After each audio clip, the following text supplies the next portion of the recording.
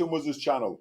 Let's see what I'm going to moan about today or talk about today. And if you like this video and the content and you want to see more, please help me grow this channel by clicking that subscribe and notification button, and see that like button at the end of the video. Give it a right uppercut. Thank you.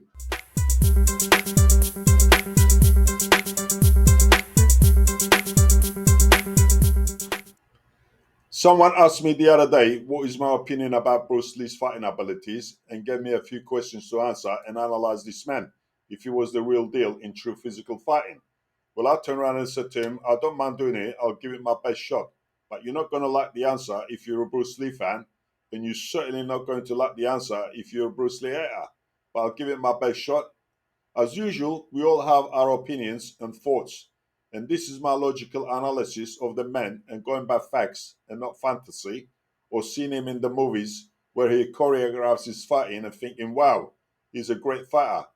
No, I'm going by facts and real life evidence and what true fighters who met Bruce and sparred with him said for real. All facts and no fiction. Was Bruce Lee a great fighter or just an ordinary fighter? Was he a great street fighter or just an ordinary street fighter? However, we know without a shadow of a doubt that he was a great martial artist, and there are no arguments there. The debate continues even after 50 years of his passing in 1973, at which point he will be 83 years old now. So let's analyze these questions one at a time. All the questions and answers are related to human combat fighting, with rules in some cases and without rules, where anything goes. Absolutely anything, including poking the eyes, biting, kicking the nuts, breaking bones, anything, even to death, if you like. Absolutely no rules. In street fighting, it's one-on-one, you or him. You could use knife, guns, whatever. No holds barred. The first question is, was Bruce Lee a great fighter? Let's define what we mean by a great fighter. If we are talking about rules, then we are referring to sports, safeguarding the individuals or participants. It depends on which sport. There are a lot of sports with rules. But let's take boxing, for example. Simply put, now he will lose to any decent boxer. And why? He hasn't got the technical skills as a boxer or the cardio. To be a good boxer, you have to train for years in that environment with a set of movements to try and perfect those movements, including hands, fists, legs, head movements, speed, power, build muscles, stamina, reflexes, and more. You have to harmonize them so that it all works in one motion effortlessly when you want it to happen without any hesitation. Bruce Lee will have a problem because he doesn't have these skills. Well, some might argue, well, he has because of his training. Now, he hasn't. Boxing is completely different than martial arts. Boxing training is different from the martial arts, like I said. Another point is that martial arts fighters will get tired quicker than boxers due to their training. In a real fight, the boxer would prevail in a stamina-wise than a martial artist. So Bruce will not stand a chance against a boxer, but might have a chance against an MMA fighter. I'm not saying he could beat the MMA fighter. I'm saying he will have a chance because it's similar to how Bruce Lee trains himself. There's a difference between boxing and MMA. So Bruce Lee will not be able to beat a great boxer, let alone a good professional boxer. The question is, how about an ordinary boxer? The answer again is no. He will not be able to beat an ordinary boxer, as the rules don't allow what Bruce Lee could do and what his skills are. He will be restricted to the rules. But if he trained for a year or so and fought someone in his own weight category, he will be a formidable fighter, but only within his weight category, or just slightly above. Anything above lightweight, he will struggle because of the weight difference.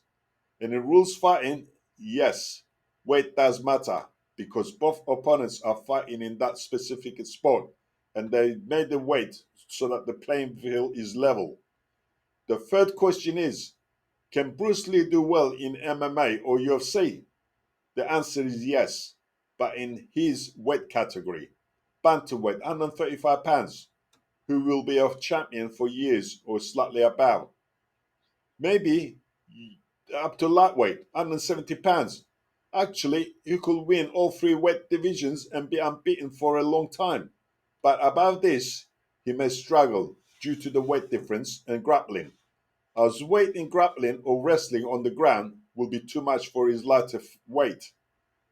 Now we come to street fighting with no rules. We are going to discard ordinary street fighting because Bruce will destroy anyone in this kind of fight. Size and weight doesn't matter. Experience have no meaning to Bruce's set of skills. They will get hurt badly or very seriously. So what about an experienced street fighter? Illegal bare knuckle fighter with MMA skills, let's say. All these will not stand a chance against Bruce, no matter the weight or size, because of Bruce's set of skills, power, and blinding speed. Now we come to the main question for what about a top MMA fighter or top boxer in the street with no rules? Well, simply put, Bruce will destroy them with no rules. Anything goes will suit Bruce's style. And how? You may ask, a lot of people will not agree, but quite simply, Bruce will come on top. His set of skills, the amount of ammunition or arsenal Bruce has in his hands and feet, plus the fact that he has very fast speed and power, will be too much for any fighter, professional or not. To face Bruce in an illegal, no rules fighting scenario, you may not agree or may laugh. But first of all, Bruce likes to poke the eyes, and there is not much you can do to stop this as he is so fast. And don't worry, he will find a way to get there. Then there are the knees or kneecaps or ankles. If he makes contact with your knee joints, again, you will be defenseless. It will be a man without legs trying to fight. Then there are the elbows and wrists. Once Bruce targets these, then it's curtains for the opponent. You might say it's all rubbish. The answer to that is it? Why is it rubbish? It's fighting with no rules. And if the person can do these things to disarm or cripple his opponent and has the confidence and the skills to do so, and won't hesitate with no remorse or pity, why is it rubbish? And who says you can't do these in the streets? I'm 100% sure Bruce would do all these and possibly more. Because don't forget, in the street, it's you against the opponent that wants to kill you or hurt you. The man was so skilled at so many fighting techniques, and with his speed, not many will stand a chance. He did not train 10 hours a day, 365 days a year, and learn all the fighting styles just to keep fit for fun. He trained for a purpose, to be the best. And lastly, here is a challenge to those who doubt Bruce's abilities. Go and do research to see if anybody has beaten Bruce or tried, or even if Bruce turned down any challenges in his life. And if you do find any shred of evidence, in which I doubt it, will you please come back and let us know and prove Bruce fans that someone beat Bruce or Bruce walked away from a fight or a challenge by putting in the comments below.